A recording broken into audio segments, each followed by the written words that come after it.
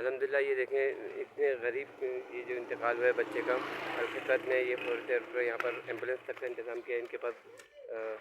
ये देखें यहाँ से जनाजा जा रहा है। ये बच्चा पेट्रोल पंप इंतज़ामी की गफलत से बेचारा डूब के हलाक हो गया था। एम्बुलेंस ये मंगवाई है अभी रिजवान समी भाई ने यहाँ पर।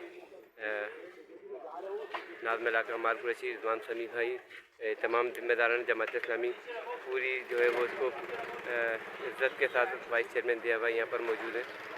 सब लोग जो है यहाँ पर इस एम्बुलेंस अभी मंगाई है रिजवान समी भाई ने, तो ये कुरंगी इसको लेके जा रहे हैं।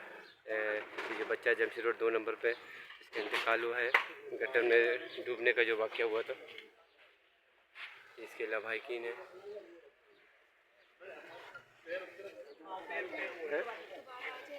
बेटा अल्लाह के पास गया दोबारा थोड़ी आएगा, हौसला रखो।